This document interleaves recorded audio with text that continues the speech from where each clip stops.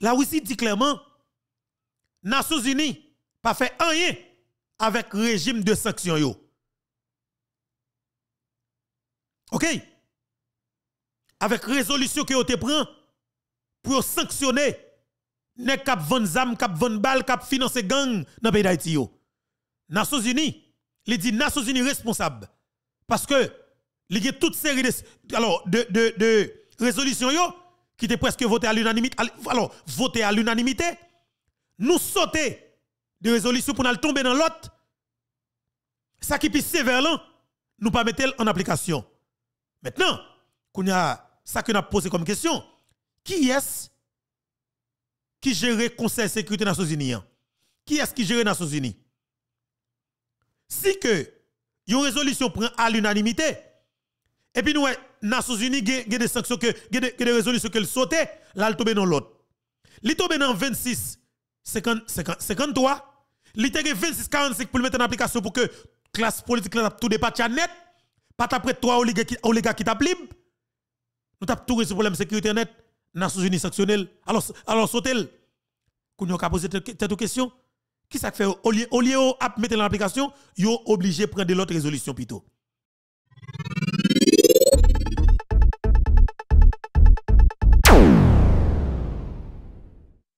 Haïtien frère m'sem, jeudi c'est 4 juillet 2024. M'a dit nous que Dr Gariconi a rentré dans le pays d'Haïti le 6 juillet cap vini là. Couleuvre présidentielle cette traite là, plus 2 traites fait 9 traites là, paniqué. Voyage Dr Gariconi Couleuvre cette traite là senti que le paniqué, yo frustré. Et voyage seulement fait monsieur autour que yo pas de pouvoir, yo pas autorité. Si nous pas mettre pour utiliser même parole, même déclaration que ancien sénateur et Dozen était fait quand elle te dit li encourager docteur Gariconi mettez tout membre couleuvre cette traite là de côté et puis agit en gros poignette. Moi te dit docteur Gariconi nous connaissons comment rentrer là. Nous comment rentrer. Mais comme nous-mêmes qui bataille dans les médias en ligne pour nous garder comment nous t'avons permettre que Haïti t'a sorti dans sa gueule nouvelle là. Nous dit clairement nous pas pral faire une bataille en face pour nous bloquer toute démarche yo. Mais quelque part nous là pour nous encourager et orienter ou dire ou mais ça qui là, mais ça qui te commencé déjà avec l'argent l'État que peuple t'a bénéficier pour continuer yo. C'est ça nous là pour nous faire avec micro plateforme YouTube et Fubeto. Et c'est ça diaspora haïtien a besoin. Peuple haïtien a besoin sécurité pour rentrer dans le pays yo. Après tout le temps on fait dans diaspora pas rentrer, je dis a besoin de rentrer. Est-ce que au café ou rentrer? C'est ça yo besoin comme garantie. Démarche ou voyage ou pas intéressé yo. C'est sécurité que yo besoin. Eh bien, Gariconi effectue un voyage dans Washington DC, qui c'est capitale politique mondiale là. Nous allons rencontrer avec moun que nous connaissons yo. Tout gros palto, tout gros babine. Moun qui toujours a parlé et pour Haïti comme zami Haïti, comme représentant pays zami Haïti. Nous yo. Nous image yo, nous tout net. Pas de problème. Maintenant, qui s'est passé? Coulève cette tête là. Et c'est là encore une fois m'a dit, il y a un grand monde qui a raison sur tout ça qui a passé dans le pays. Lire Guy Philippe. Guy Philippe dit ouais mais c'est ça qui a venu là. Il pas pas écraser en face, il pas pas bouler en face, il pas pas bloquer en face. Sauf que pas rien que a venir régler là, que vinn botter l'argent. Vinn continuer effondrer le pays d'Haïti. Que moi-même, franchement, si je me déplacé, je suis tombé dans Pestel, comme moi, commandant sous plage, je suis boire petit coco ensemble avec lui, petit lam boucané, avec petit sauce et sardine, moi, et petit sauce pisquette, moi. Je suis manger petit lam ensemble avec commandant. Gon grand monde qui a raison. lire Guy Philippe. Et meilleure formule pour que ou capable solutionner problème ça gamba qui fait que Haïti pas fonctionner qui c'est phénomène de sécurité c'est seul Guy Philippe calé dans un problème nan qui vient avec formule claire qui dit mes solutions. Et des faits de programmer process ça seulement nous pas aboutir avec un véritable résultat. Tout haïtien t'a satisfaire Guy Philippe. Nous pas tout nèg yo pas de blel. Minorité a pas de blel. Docteur Gary Koni font déclaration dans le Conseil de sécurité des Nations Unies. Monsieur dit comme ça que il y a 12 000 personnes qui prennent 12 millions de personnes en otage. Parole ça fort, parole la loup. Maintenant, comme il n'y a pas de décortiqué, en pile là, il s'est posé question, est-ce que dans 12 000 personnes qui prennent Haïti en otage, est-ce que la classe politique là-dedans, est-ce que le secteur privé de gang là-dedans? Et puis, y compris, troisième pilier gang nan, qui c'est gang à sa patte là. Docteur Gaïkoni, la classe politique là dans confusion. Li lage oligarchie dans confusion. Li lage ti bandi yo tête nan problème pire parce que bandi a mourir quand même. Moi comme souvelé. Maintenant, ça qui est important pour que nous connaissons la Russie frappe très fort. La Russie frappe très fort. Et en plus pas oublier réunion ça qui effectué dans Conseil de sécurité des Nations Unies hier dans New York. Et selon l'information, c'était la Russie qui était présidée. Représentant la Russie qui était présidé et réunion ça. OK? Et bien naturellement, la Russie dit clairement Nations Unies pas fait rien avec régime de sanctions yo. OK? Avec résolution que vous te prend pour sanctionner les cap vendre zam, cap vendre balle, cap financer gang dans le pays d'Haïti yo. Nations Unies, il dit Nations Unies responsable parce que il y a toute série de résolutions yo qui étaient presque votées à l'unanimité. Alors, votées à l'unanimité, nous sauter de résolutions pour nous tomber dans l'autre. Ça qui est sévère là, nous pas mettre en application. Maintenant, qu'on a ça que nous a posé comme question, qui est-ce qui gère le Conseil de sécurité des Nations Unies? Qui est-ce qui gère les Nations Unies? Si que une résolution prend à l'unanimité, et puis nous, Nations Unies, il y a des sanctions, il y a des résolutions qui sautent, là, elles tombent dans l'autre. Elles tombent dans 26, 53, elles tombent 26, 45 pour le mettre en application pour que la classe politique là tout dépasse net, pas après 3 oligarques qui tapent libre. Nous tapons tout ce problème de sécurité net, Nations Unies sanctionnelles. Alors sautez-le. Quand nous avons posé cette question, qui ça fait au lieu de mettre en application, ils sont obligés de prendre de l'autre résolution plutôt. Eh bien, et là aussi, ils rendent les Nations Unies responsables. Parce qu'ils dit que nous ne pouvons pas faire qualité de travail, ça. Nous avons des preuves tangibles sur les gens qui financent gang yo. OK? Nous avons des informations fiables sur les gens et puis pour dire comme ça que nous pas agi avec le régime de sanctions yo. Eh bien, la Russie dit que les Nations Unies ne font pas bon travail. Nous comprenons ça veut dire. Le de la Russie, la Chine, les États-Unis d'Amérique, le Canada, la France, c'est deux pays qui ont droit de veto dans le Conseil de sécurité des Nations Unies. OK? Eh bien, la Russie frappe très fort. Qui raison? Qui cause? Résolution 2645 par rentrer en application. Résolution 2645 là, depuis que j'ai une preuve sur où on a financé gang, il a pas arrêté où. Il a sanctionné où, il a pas arrêté où après prison, il a saisi tout bien où. Mais ça parole là dit oui. Hey! Monsieur, t'as une possibilité pour nous déjeuner au bout concrètement. Mais au coup de la route, gon casse pied. Poser question, pas une réponse. Parole en pile. Vous d'accord avec moi? Parole en pile, oui. Et mais nous pourrons parler de ça plus parce que Dr. Gary Koni parlait dans naturellement et conseil et sécurité. Il y a Roberto Alvarez qui est ministre des Affaires étrangères de la République Dominicana, la République dominicaine, qui prend la parole tout, qui dit que et gen des supports que capable bailler avec force et Kenya mais qui pas gros bagay. Nous va le faire entendre tout à l'heure.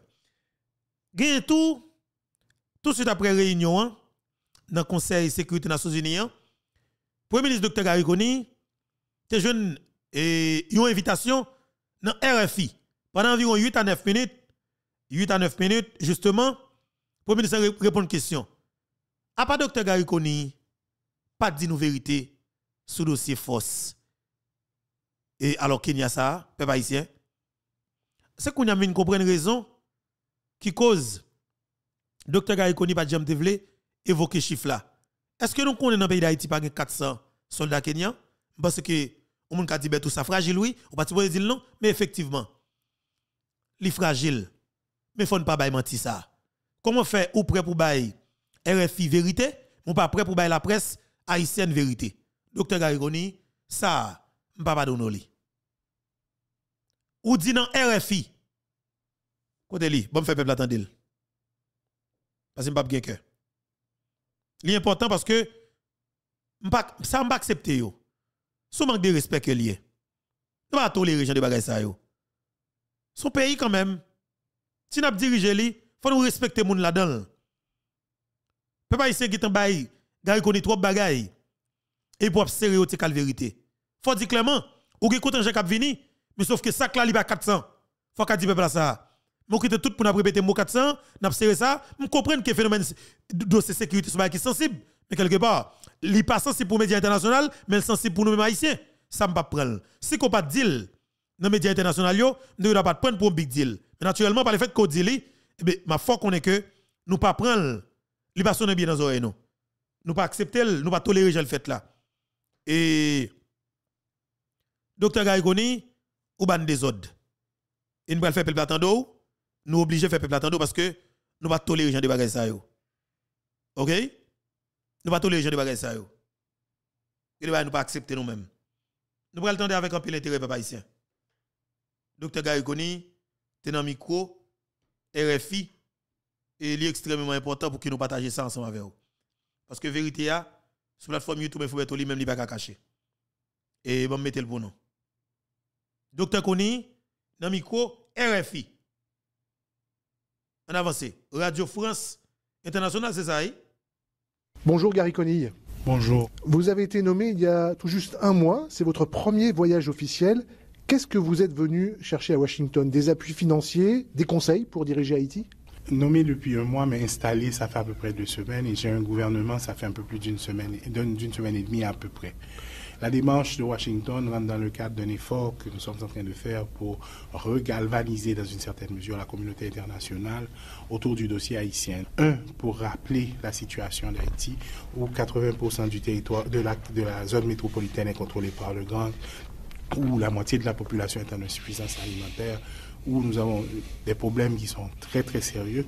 Donc ça fait partie de la démarche que nous sommes en train d'entreprendre pour nous assurer que la communauté internationale continue à nous accompagner. Vous avez promis que l'État haïtien reprendrait le contrôle des quartiers occupés par les gangs avec l'appui de la mission internationale de soutien à la police nationale haïtienne. Il y a un premier contingent de policiers kenyans qui est arrivé la semaine dernière à Port-au-Prince. Combien sont-ils à ce jour sur le sol haïtien? Il y a à peu près 200, un peu plus que 200 dans le premier contingent et on s'attend à ce que dans les prochaines semaines, ce chiffre augmente de matière. Tout à l'heure, motion d'ordre, Premier ministre. Et même j'ai côté répondre pour la presse haïtienne, non? Pour des raisons de sécurité. Et pour raisons de sécurité, nous ne sommes pas capables d'avancer chiffres. C'est ça que tu dit, je pense que c'est logique, oui. C'est qu'on t'a dit qu'on sait que ou pas capable de chiffrer là tout. Et là, l'étape sonne bien dans les oreilles, non. Et je suis jaloux. Voilà, je suis jaloux. Je suis fait jalousie là parce que qui ça fait que nous-mêmes haïtiens, ou cassez nous. Alors, ou cachez nous chifflant et puis, c'est France, Radio France Internationale, RFI, et puis, ou dit exactement ça va là. Ou dit pas même 400 non? Et puis tout à l'heure, ça va répéter 400. Oh la grave, oui. que nous sommes en train d'entreprendre pour nous assurer que la communauté internationale continue à nous accompagner. Vous avez promis que l'État haïtien reprendrait le contrôle des quartiers occupés par les gangs avec l'appui de la mission internationale de soutien à la police nationale haïtienne. Il y a un premier contingent de policiers kényans qui est arrivé la semaine dernière à Port-au-Prince. Combien sont-ils à ce jour sur le sol haïtien ? Il y a à peu près 200, un peu plus que 200 dans le premier contingent et on s'attend à ce que dans les prochaines semaines, ce chiffre augmente de manière significative. Oui, car 2500 policiers de la force internationale doivent arriver à terme. Quand est-ce qu'elle sera au complet ? C'est un processus qui est en cours. Je préfère ne pas parler de date exacte, mais ce que je peux vous dire, c'est que les partenaires haïtiens sont très engagés et sont en train de prendre toutes les dispositions pour que ça se fasse le plus rapidement que possible. Oui, il y a des problèmes logistiques, des problèmes de logement notamment pour ces policiers kényans. Ce genre d'opération en général, il y a toujours énormément de choses que nous devons résoudre, mais ce que moi j'ai vu et ce qu'on a compris dans les conversations que nous avons avec nos partenaires, c'est qu'ils comprennent bien l'urgence et ils sont très engagés à pouvoir offrir le support et l'appui qu'il faut pour que ça se concrétise. Pour l'heure, ces policiers kényans notamment font quelques patrouilles, mais il n'y a pas d'opération d'envergure. Quand est-ce que cette force va commencer réellement à remplir ses missions ? La mission de cette force est évidemment d'accompagner la police nationale qui n'a jamais cessé de faire des opérations. Donc le lead dans la reprise de ces territoires qui sont aujourd'hui occupés par les gangs, ça sera toujours la police et l'armée d'Haïti. Donc c'est nous qui allons décider à quel moment, dans quel contexte et comment cet accompagnement sera nécessaire ou à une valeur ajoutée. Évidemment, nous allons discuter avec eux pour voir comment est-ce qu'ils vont pouvoir nous aider. 2500 hommes pour appuyer une police qui est en sous-effectif. En face, on estime qu'il y a plusieurs milliers de membres des gangs. Est-ce que c'est suffisamment dimensionné ? Je pense qu'il y a 3 considérations. La première, c'est que la sécurité, ce n'est pas seulement une affaire de police, c'est une intervention qui doit être beaucoup plus complète et le succès de l'opération ne peut que se matérialiser. La pérennité de l'intervention ne pourra se matérialiser que lorsqu'on aura pleinement réconcilié la police avec la communauté. Donc nous, quand on envisage les efforts que nous sommes en train d'entreprendre, on a cette vision-là. Il nous faut vraiment renforcer la capacité de notre police et ce que ces contingents nous permettent de faire, c'est de nous appuyer en même temps que nous sommes en train de renforcer nos effectifs. On vient de graduer 455 policiers des forces spécialisées. On va continuer à le faire de manière systématique. Donc c'est pas une... Vous êtes là, ça n'est pas responsable, non, docteur Codé, mais obligé de faire un campil et pour faire cette intervention parce que comment ça passe n'a pas été gradué policier alors deux policiers qui étaient dans la police déjà mais qui pour aller dans l'autre unité spécialisée on n'a pas de 450 n'a pas de plus de 400 policiers pour un pays en tout cas, l'accompagnement de la mission, c'est surtout, si vous voulez, un accompagnement bien spécifique et limité dans le temps, on l'espère, qui nous donne l'espace qu'il nous faut pour renforcer nos propres capacités. Est-ce que cette lenteur relative du déploiement de la mission internationale de soutien, est-ce que cette lenteur permet aux gangs de s'adapter, de voir comment s'adapter à la force qui va leur être opposée, tout simplement? Comme je vous disais tout à l'heure, la police nationale d'Haïti n'a jamais cessé de faire des interventions, n'a jamais cessé de protéger la population, évidemment avec les limitations que vous connaissez. Et donc, en ce sens, probablement, oui, je présume que les gangs sont en train de se positionner, mais ça, je ne sais pas.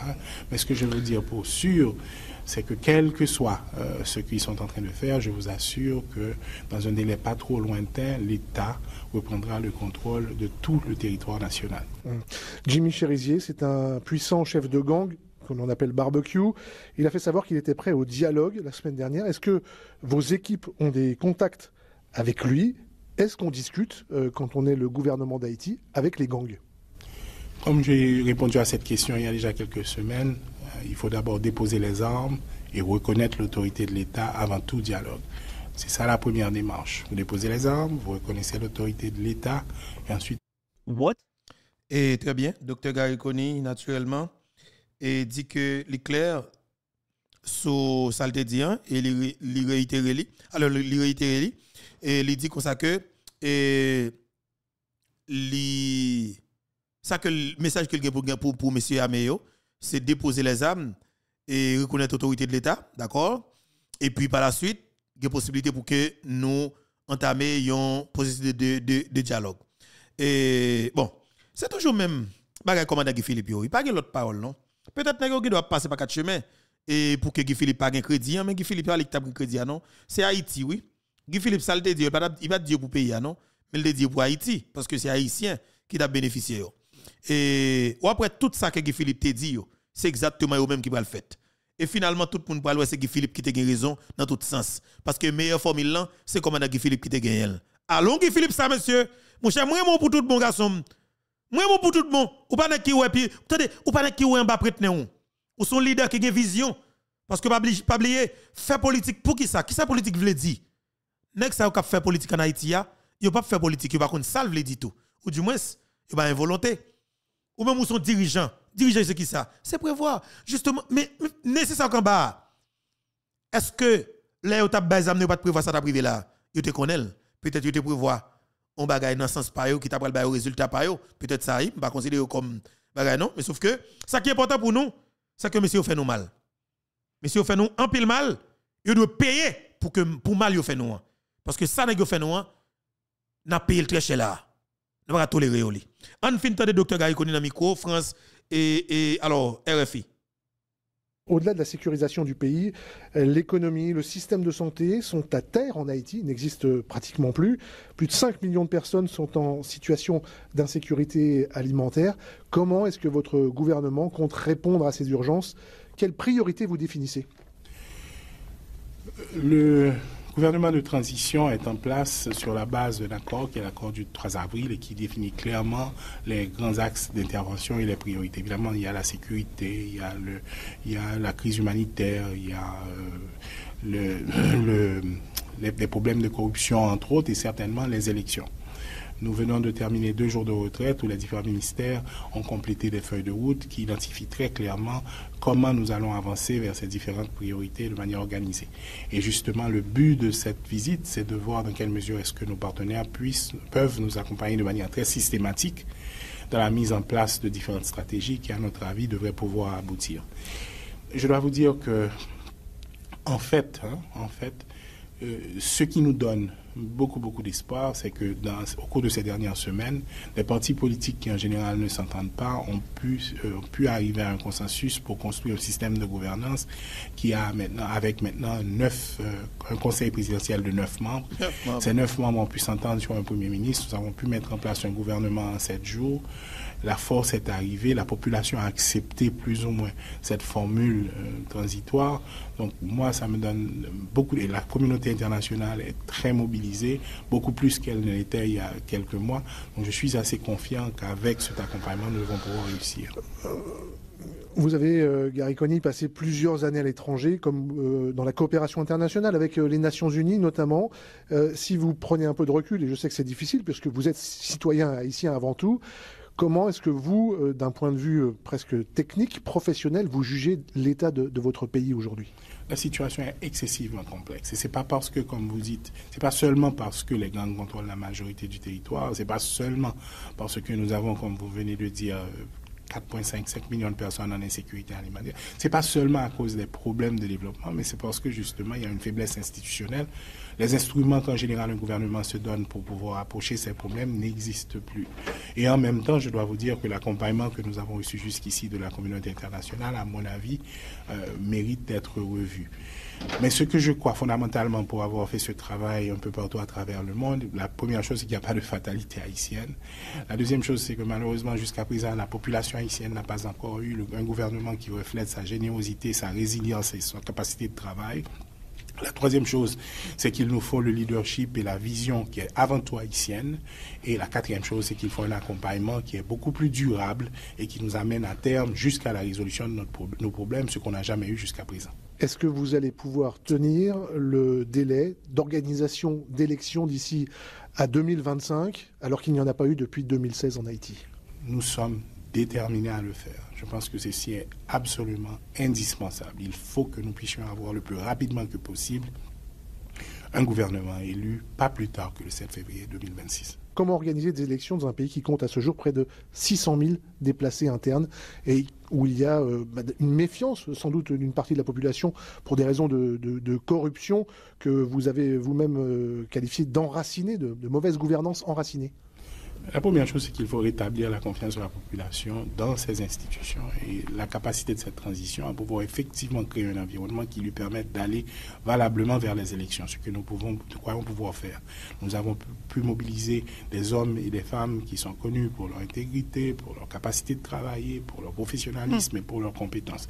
Et nous allons continuer à le faire avec le CEP, nous sommes en train de travailler avec le partenaire et nous allons avoir un régime aussi, une conversation constante avec la population, énormément de transparence, on lui dira exactement ce qu'on peut et ce qu'on ne peut pas faire et on espère l'impliquer de manière constante dans ce qu'on est en train de faire et on espère que c'est comme ça qu'on va pouvoir arriver à terme.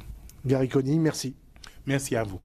Merci en pile. Voilà, c'était docteur Gary Coney, justement, qui était dans le micro RFI et qui t'a répondu à une question sur le fonctionnement gouvernement et voyage et aux États-Unis d'Amérique, plus précisément dans Washington DC, et qui s'accule à le régler.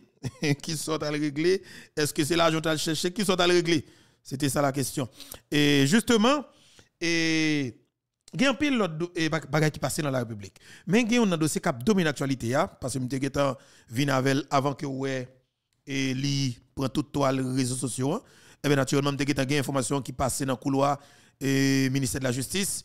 Je suis une information qui circule dans Port-au-Prince et bien que c'est pas sur la table. Mais quelque part, il glisse un petit bagage nous parce que nous toujours un petit l'ancien et dépendamment de gens bagalanyer. Est-ce que vous comprenez? Eh bien, dossier qui est pour avec Pierre Espérance, Nenel Kassi, Jocelyn Briver. Moi, le monde connaît que là n'a pas de Pierre Espérance, c'est pas Pierre Espérance là pour nous directement. N'a pas Pierre Espérance dans tout, mais c'est trois monde. C'est Nenel Kassi qui dit ça, c'est Jocelyn Briver qui dit ça. Et c'est moi qui te dis, je veux nous kembe ça pour nous. C'est Pierre Espérance, Nenel Kassi, Jocelyn Briver. Pas jamais oublier ça. Nenel Kassi, c'est nèg dans NIP. C'est ancien sénateur NIP. Il était élu dans NIP pendant 2 fois. Jocelyn Briver, c'est ancien sénateur NIP. OK? Il était élu comme sénateur.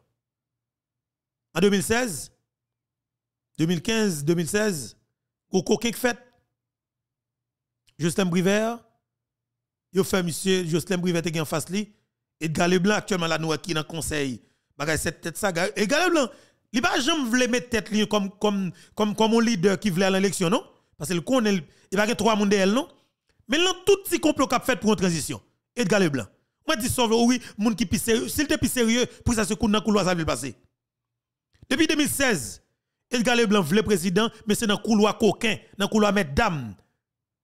Pas jamais voulait envier à l'élection pour faire campagne pour faire peuple connaître pour mettre peuple dans ces bagailles ou du moins venir avec des projets en face peuple bien détaillés, il pas besoin de ça. Mais c'est un compromis, si un bout de papier pour mettre le président.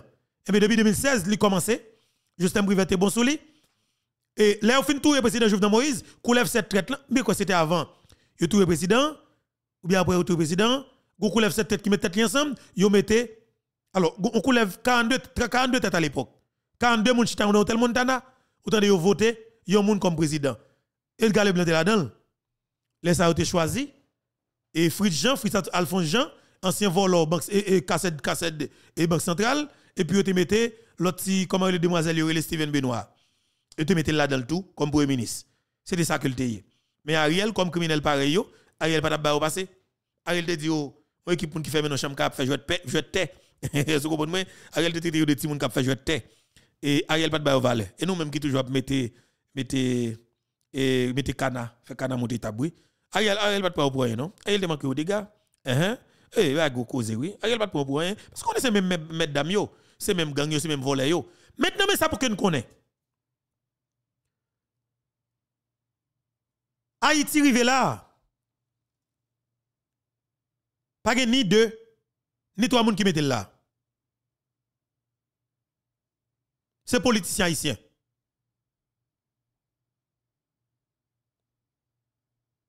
Pas ni deux, ni trois moun qui mettent là. C'est politicien haïtien, oligarque cap vend moun fatra dans le pays qui mettent là.